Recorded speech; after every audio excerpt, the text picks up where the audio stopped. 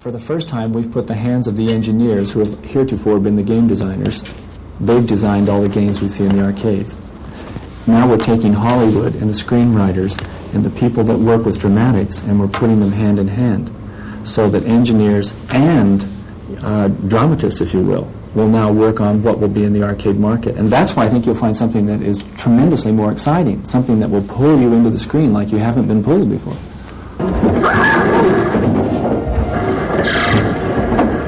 These kids at the Celebrity Sports Center here in Denver are playing the newest rage in arcade games, Dragon's Lair. You've seen how different this game looks from the average video game. The reason is the players are actually playing a movie. Options are presented to the player on screen, and it's up to the player to react correctly. The scenario changes depending on the reactions and decisions the player makes. Make the wrong decision, and our hero, Dirk, meets an untimely end.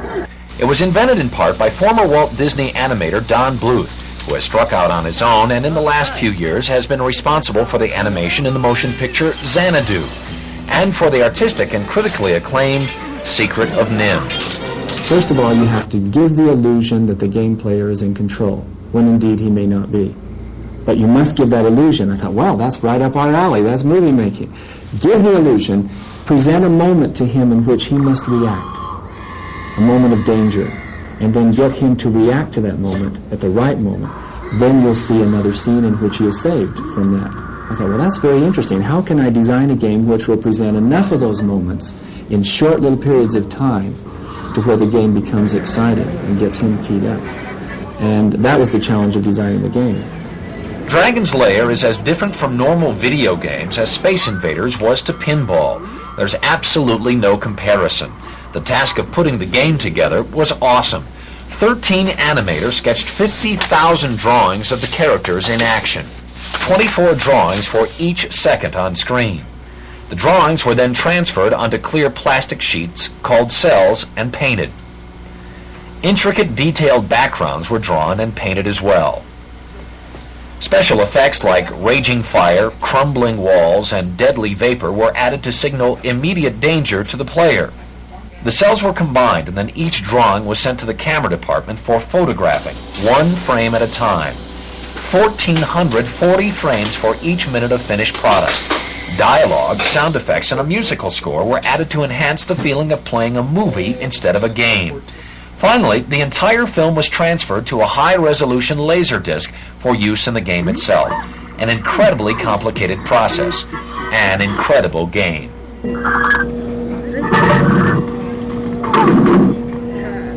Dirk's task is to get through all the various dungeons and obstacles so he can ultimately save a damsel in distress from a terrible dragon. It's harder than it looks, and the game costs 50 cents per turn, although you are given 5 tries to make it to Dragonville. They call it participatory video entertainment, and it's expected to give a big boost to the already soaring arcade market, which brought in more than $9 billion last year. That's 3 times the amount of money made by the movie business. Dirk is sure to keep those quarters coming in.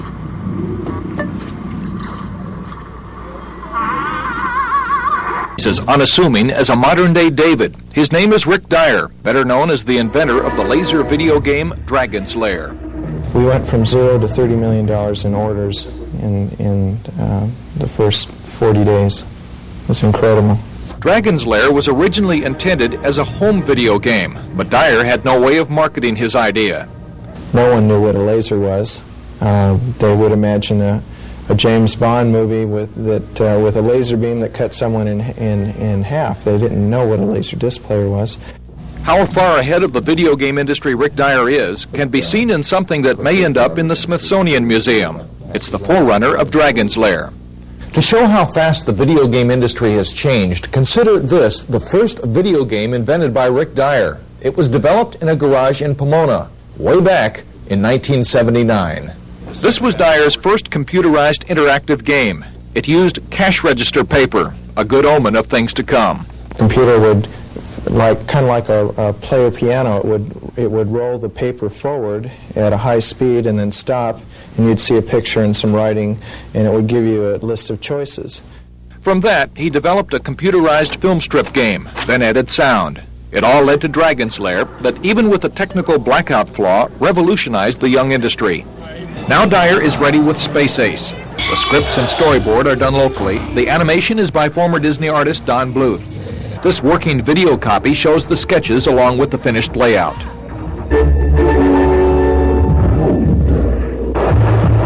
Come on, use the aqua boots.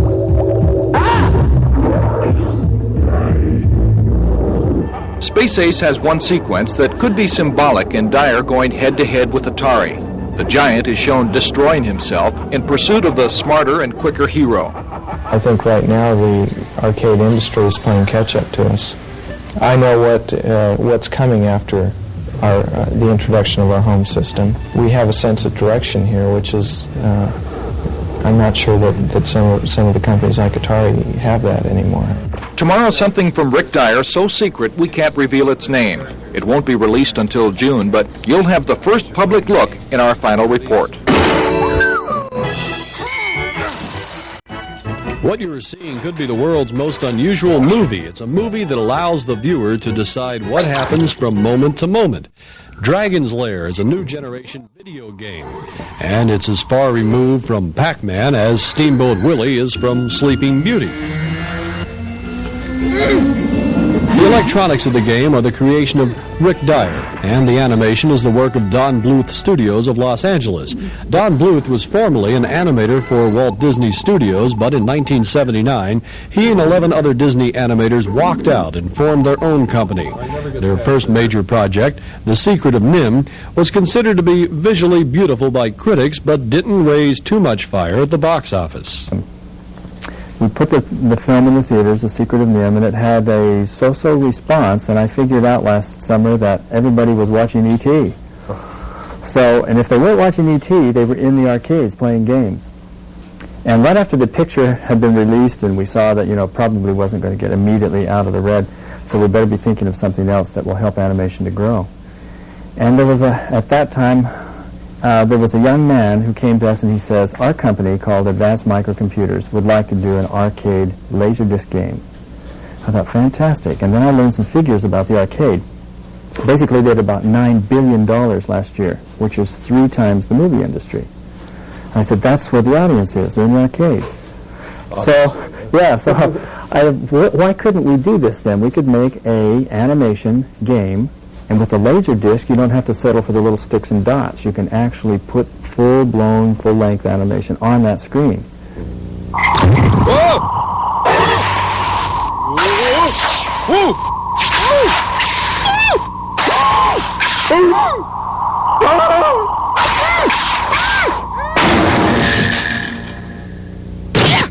So with that kind of an idea in mind, we started working on game concept. How do you get the laser light to relocate on the disc so that it plays the scenes in the right order? That's where I'm lost. I don't know how that thing works.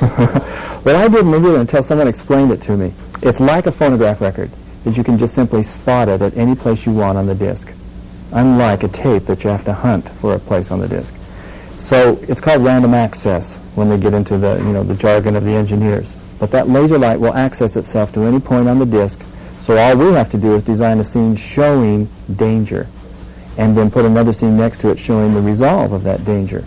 And if the player is reacting correctly when he sees the dangers, he'll either push a directional stick or push a sword button, and the laser disc will relocate to the next scene. That'll probably change the whole video game look, won't it? That's what I think is going to happen. The whole thing. In fact, the arcades right now are showing a tremendous enthusiasm for Dragon's Lair, which is a beautiful visual. It's a quantum leap forward with visuals. So what I believe will happen now is you'll see all the rest of the great big arcade production companies who design games, they'll have to get into the visual business. That pulls Hollywood into the picture. We can't settle for sticks and dots anymore. We're going to have script writers and scores. And then Dragon's Lair, we have a musical score. When we have sound effects, and you have a little story, you have main characters and a villain, and all the things that we traditionally see in films. You also have the lady. Ah, yes. What is the world without the lady? So save me. That's what she says. So anyway, we've created what I think is basically a mini movie. It's done with a laser disc. It's in the arcade, and you have to interact with it using controls to see the story play itself out. Dragon's Lair is a phenomenon in the video arcades, even though Dragon's Lair is a tough place to try to stay alive. Unlike a cat, our hero Dirk the Daring has only 3 lives. That is, unless you have another quarter.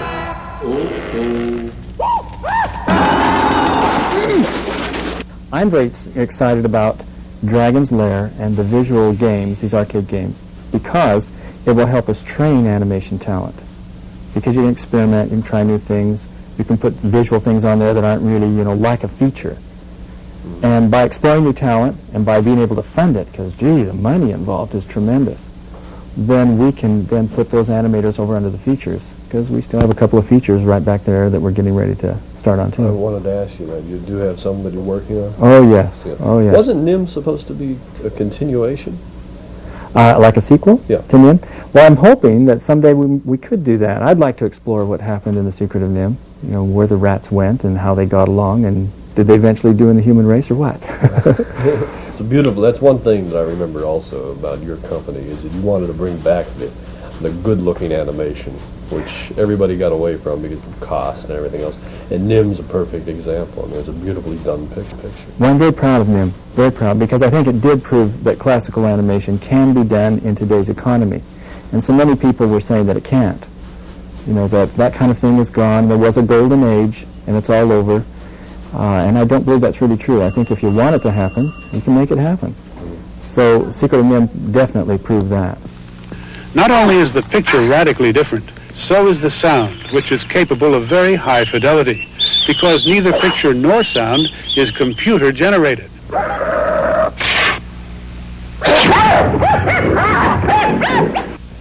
Rather, they are recorded on a high-technology laser beam version of a video disc player. And that player enables you to take a 30-minute roll of film, put it on a disc, and you can cut from any one scene or frame to another almost instantaneously. Rick Dyer's company has married computer technology to Hollywood.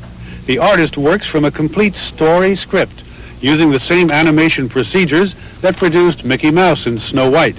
But these adventures are vastly more complicated, because every scene must have 2 or more alternative conclusions, each flowing pictorially from the preceding action. In this tunnel, the hero has the chance to escape through a hole in the wall, or to reach for that chain. If he misses, he slides to doom. On the other hand, if he does reach the chain, look out. Dragon's Lair, a fantasy adventure where you become a valiant knight on a quest to rescue the fair princess from the clutches of an evil dragon. This is Dragon's Lair, different from any other game in that it uses live-action animation. You literally play in your own cartoon. The creator is Don Bluth, who once directed several Disney features in the mid-1970s. Last year, Bluth found his own audience with his first animated feature, The Secret of NIM. It was he and a company called Advanced Microcomputer Systems that invented the game. Dragon's Lair is the first video interactive arcade game in which a player has to watch it like he would a movie. And as he's watching this movie, about every second or half a second, he has to interact with the controls to keep the movie going. The game uses a high-resolution laser disc, which, when combined with a computer, lets the player direct the hero through several obstacles in order to save a princess. The picture is about 120 times better than any other game, and that has arcade orders pouring in. The familiar din of the video arcade is fading out. Business has dropped in half over the past year, and companies like Atari claim losses of more than $350 million. The slick, swift-paced space games are taking a nosedive, and analysts predict a crunch in the industry by Christmas. The craze has definitely peaked. But there is something completely different that's invading the video emporium these days, and it's a result of the recent marriage between the laser and computer technology. It's pretty amazing to see. So, if your game, let's coin up. Enter the world of the Dragon's Lair. It's big news at most arcades these days because of its unique action. The screen transforms into another dimension, and the player controls the fate of a real character whose quest is to slay the dragon. It's too hard. Oh, I think it's about the best game I've ever played. It took me at least $40 before, I killed the dragon. And One thing about these new games, they're a bit more expensive than the regular arcade games. These cost 50 cents to play, and Dave here is going to stand behind me and help me in case I make a mistake. Okay. The player is responsible for the safety of Dirk, the hero of the story. Now, it's Dirk's mission to kill the dragon and save the princess. But first, he must face a series of fatal obstacles. Like any good cartoon, Dirk is up against every imaginable peril. Only here, in order to win, you must make all the right choices to get him to his happy end. And take it from me, it's not easy, but a real challenge to both adults and kids. Just makes you want to save the lady, you know. It's pretty much fun. I like it a lot. You don't know what's going to happen next, so it'll make you jump if you do something wrong. It's like, you know, exciting. The idea of turning cartoons into video games was developed at Rick Dyer Industries. We're in the entertainment business, and no one had really come out with anything new, a new novelty, something, and the people were sick of computer graphic games. It didn't have appeal. They're tired of it. They wanted something a little more real.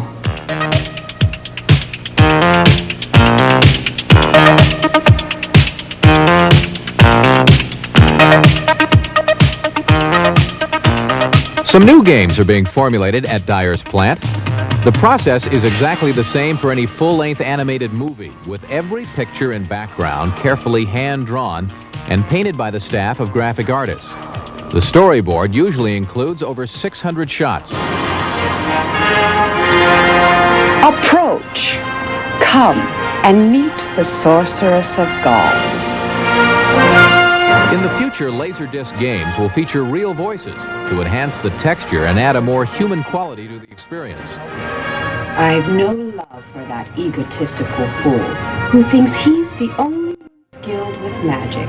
What I'm going to do is to create a world that is so real and that you will have a hard time telling what's real and what isn't. Using laser technology of the 80s has enabled the engineers to make a pretty amusing game. And now other companies are jumping on the train. But it'll be the public who judges their success. What they want is variety. We constantly get tired of one type of food or one type of movie or one type of game, and so as you progress, you want to go on to a new